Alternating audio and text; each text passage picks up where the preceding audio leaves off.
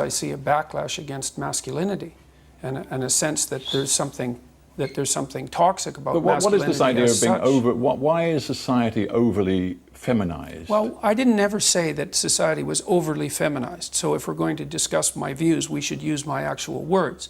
I believe that there's a danger in our society at the moment of making the assumption that our culture, for example, is a tyrannical patriarchy, which it is in some small part, and that any active engagement on the part of young men in particular is indistinguishable from an unacceptable power and dominance drive, which I don't believe. But surely all of that is inappropriate and incorrect. If much of the power and authority over a very long historical period is lain with men, isn't it only inevitable that some men will get a little hacked off when women are given a stab at something approaching equality? Well, that could be inevitable, but that doesn't make it right, and it's certainly not something that I support.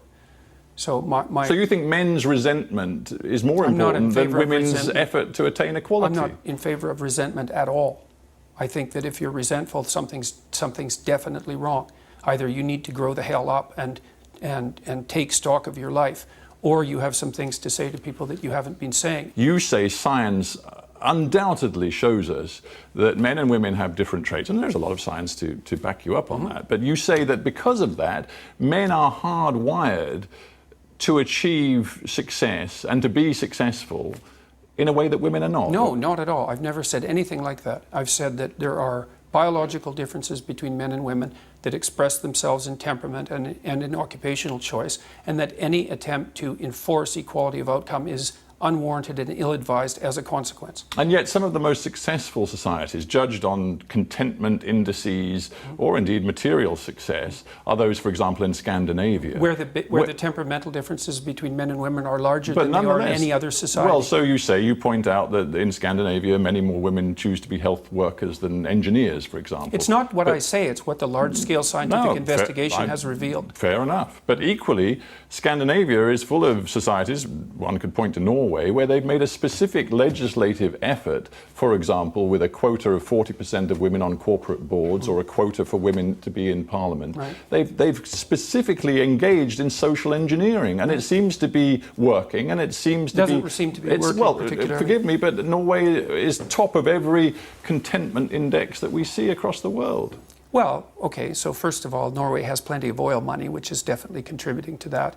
And second, it depends on what you mean by working. There's no evidence, for example, that the legislation that was designed to increase the number of women on boards has produced any movement whatsoever in the number of women who hold managerial and administrative positions in Norway. The theory was that as societies became more egalitarian, that men and women would become more the same.